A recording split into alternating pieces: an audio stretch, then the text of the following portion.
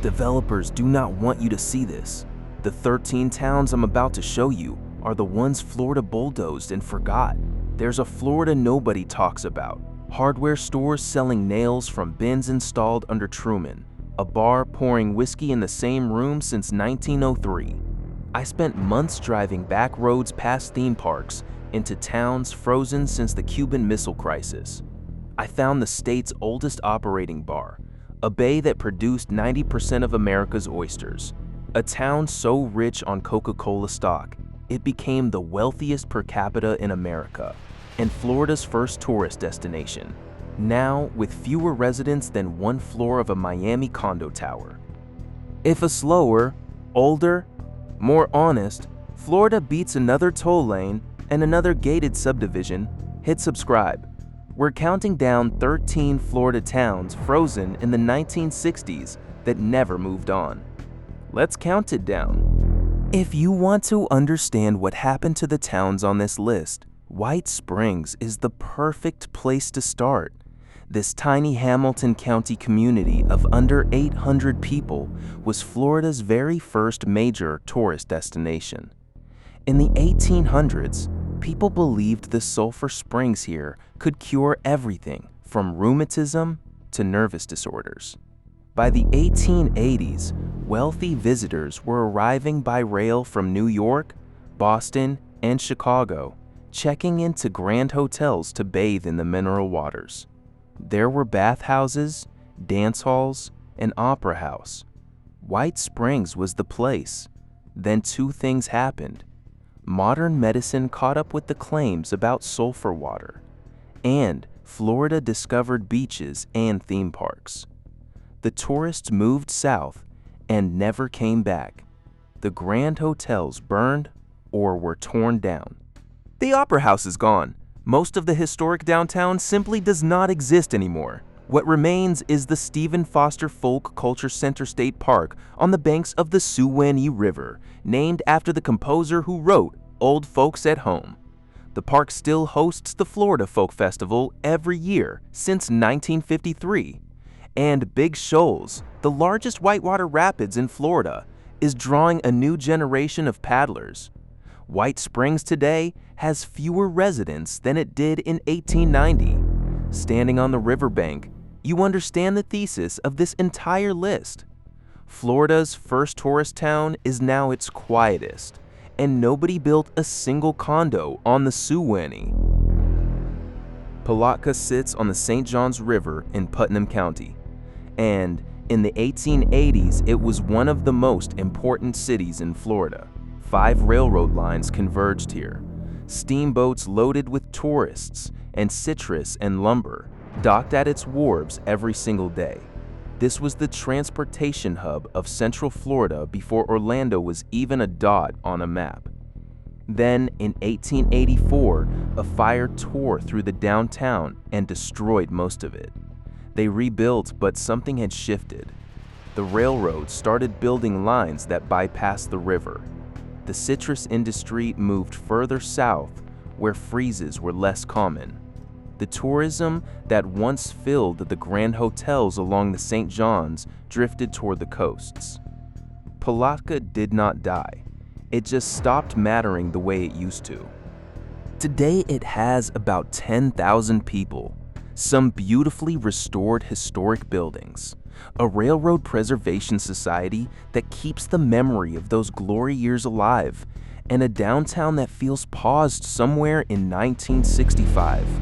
There is a proper old courthouse, brick storefronts, and a pace of life that runs entirely on river time. The honest part, this is not a wealthy town. The poverty rate is high, and the storefronts are not all occupied. But if you want to understand what the interior of Florida looked like when the river was the highway and the railroad was the future, Palatka still holds that story in its bones. In 1889, somebody found phosphate rock near what is now Dunnellon, and this tiny settlement in Marion County became, almost overnight, the richest town in Florida. Miners poured in, hotels went up, saloons opened. Within 2 years, Dunnellon was a full-blown boom town. Then the boom went bust. phosphate prices collapsed by more than 70% in under 3 years. The mines that had made Dunnellon wealthy started running dry. By the 1920s, the center of Florida's phosphate industry had moved south, and Dunnellon was left with the quiet. What it also had was Rainbow Springs, one of the largest and most beautiful natural springs in the state, pumping out something like 400 million gallons of crystal clear water every single day. In the 1930s, the spring was developed as a tourist attraction with waterfalls, a zoo, even a monorail. Today, it is Rainbow Springs State Park, and people come from all over to swim, kayak, and tube down the Rainbow River. The town of Dunnellon itself sits at around 2,000 people. It never got back to its boomtown peak, and that is exactly what makes it feel like a living museum of Florida's boom and bust relationship with phosphate. Walk the river, then walk the old downtown. You can feel both versions of Florida pressed right up against each other. Madison is the seat of Madison County, a place that was ruled at various times by Great Britain, Spain, and finally the United States. The county was established in 1827, and the courthouse that anchors the square today was built in 1913. It is the fourth courthouse to stand on that spot because the previous 3 burned down or were abandoned. This one, in the classical revival style, is still in use. The town of about 2,800 people has a downtown that looks the way Florida downtowns looked before the strip mall was invented. Low brick buildings, wide streets, and that courthouse, one of the only remaining historic courthouses of its era still standing in the state. Madison grew up on cotton and timber and the railroad, and when those industries shifted, Madison did what small Florida towns do. It got quieter. The population today is actually slightly smaller than it was in 1950, but the historic district has survived, and so has the pace.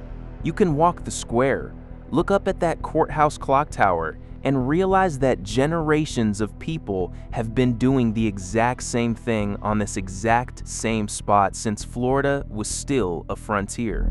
The name comes from the one crop that made this panhandle town wealthy: shade tobacco, the kind used to wrap fine cigars. In the early 1900s, growers here figured out that by stretching cheesecloth over their fields to mimic the cloud cover of Cuba, they could produce a wrapper leaf so perfect it dominated the industry for half a century. The town, incorporated in 1906, grew prosperous on those leaves. Huge warehouses went up. The Planters Exchange building, built in 1928, still stands downtown as a reminder of the era when Havana was rolling in cigar wear more money. Through the 1950s and 60s, this was the economic engine of the region. Then the tobacco industry changed. Machine-rolled cigars and cheaper overseas wrappers killed demand for shade-grown leaf. The warehouses emptied. The money moved on in the 1990s. Antique dealers started moving into those empty tobacco warehouses. Artists followed. Then, cafes and galleries. Today, Havana's downtown is a cluster of antique shops and art galleries housed in those old brick tobacco buildings.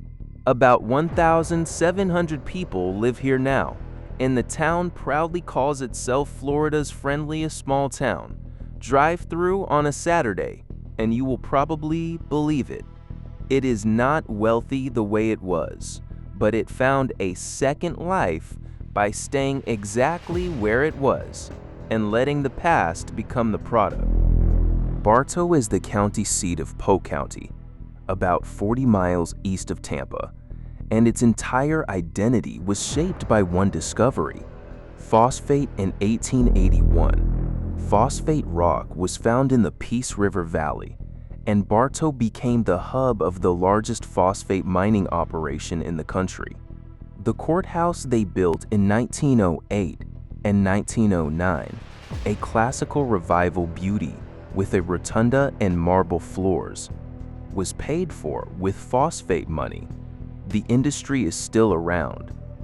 But here's the thing about Bartow. Because so much of the surrounding land was owned by phosphate companies, the town could not sprawl the way most Florida towns did in the second half of the 20th century. The mines hemmed it in. And that is how Bartow ended up with something almost no other Florida city its size has, a completely intact, unmolested historic downtown. Today, about 20,000 people live here. That makes it one of the larger towns on this list, but walk the streets of the old district, past the courthouse, past the brick storefronts, and you would never guess it. There is an old-fashioned opera house feel to the place. The Polk County History Center is housed inside that 1908 courthouse, and it is free to visit. If you want to understand how phosphate built and then accidentally froze a Florida town, Bartow is the case study. Arcadia is the seat of DeSoto County, sitting in the heart of Florida cattle country, where 19th century ranchers once drove herds across open range, and the town earned a reputation as one of the wildest places in the state. Gunfights, cattle rustling, ambushes. Arcadia in the 1890s was not for the faint of heart, but the town settled down and built up, and in 1907, they opened the Arcadia Opera House. That building is still standing today. It still hosts performances. You can walk in and sit in the same room where people watched vaudeville shows before the First World War. What makes Arcadia distinct now is what happened when the downtown started emptying out.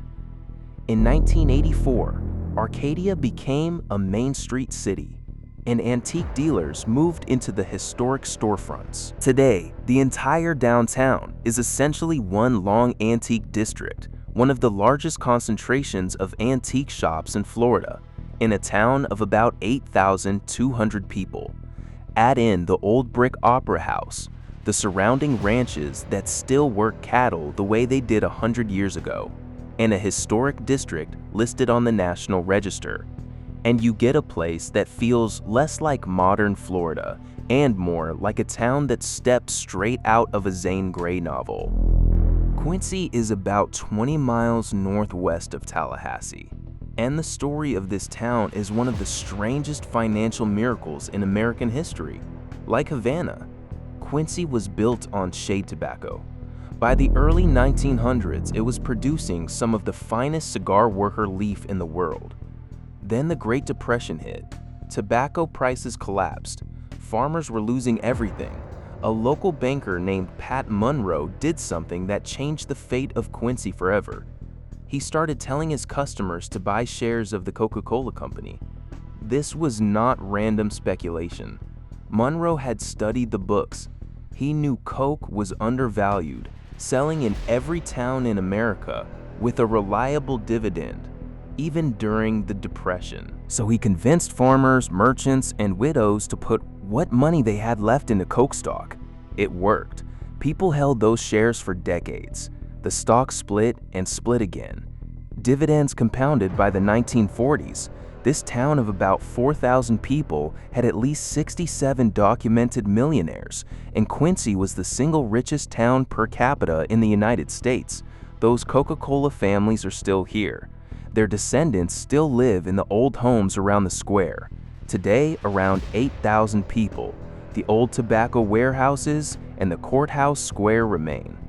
Quincy did not get frozen because it failed.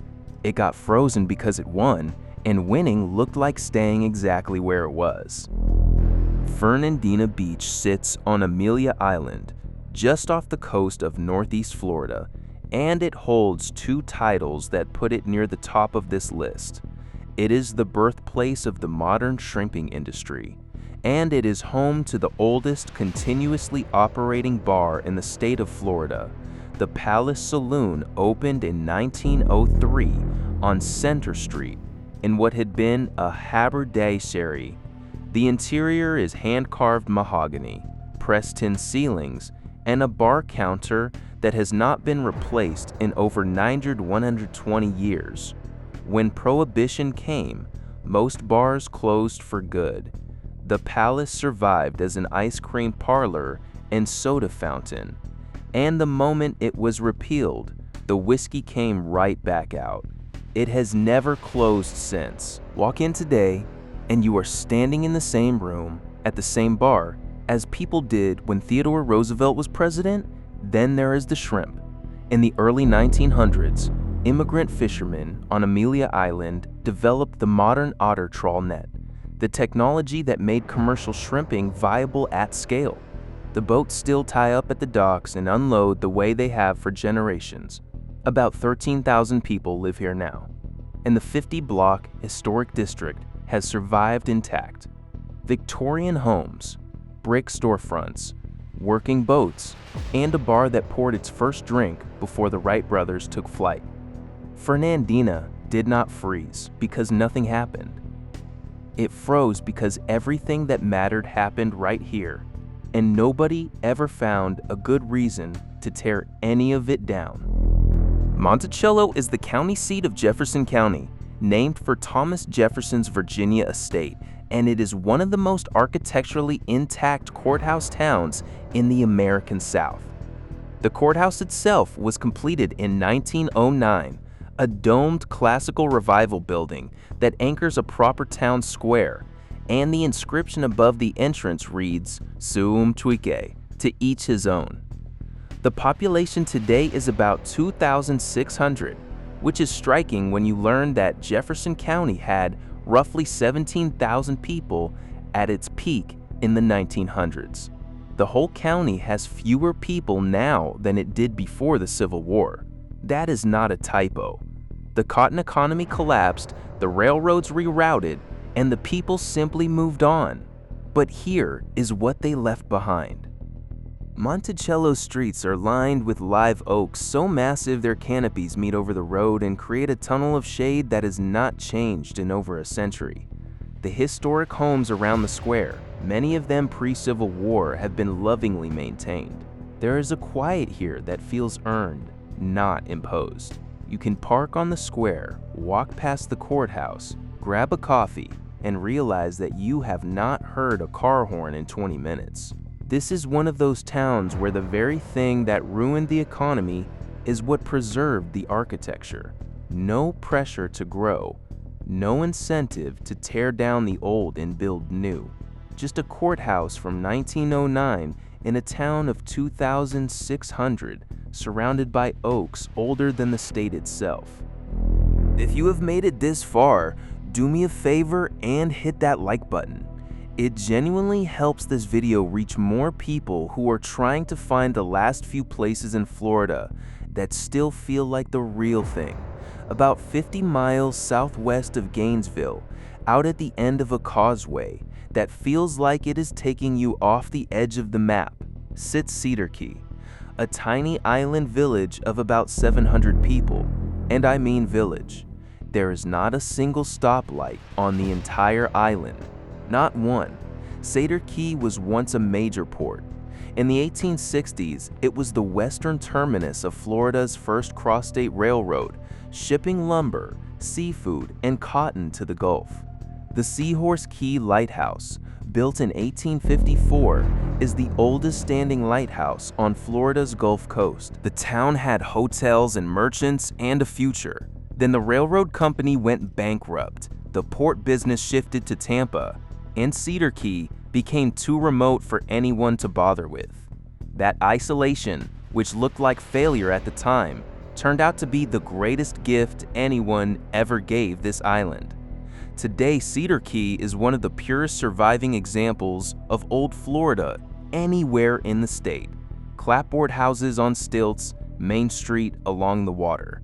Seafood restaurants selling clams and mullet and stone crab caught by boats you can see from your table. No chain hotels, no high rises, no sprawl. You can walk from one end of town to the other in 15 minutes. Cedar Key is what Florida was before Florida became what Florida is, and it is still here.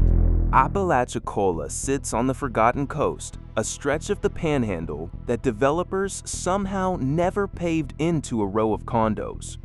For most of the last century, this one small town of about 2,300 people produced 90% of the oysters eaten in the state of Florida.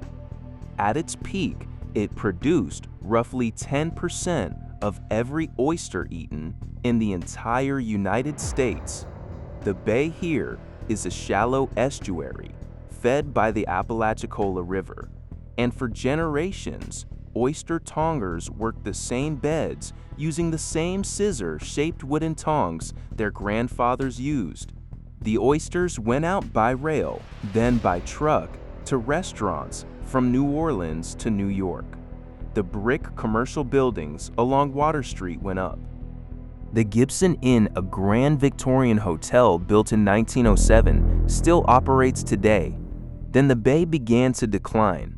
Overharvesting, reduced freshwater flow, and environmental pressure collapsed the oyster population.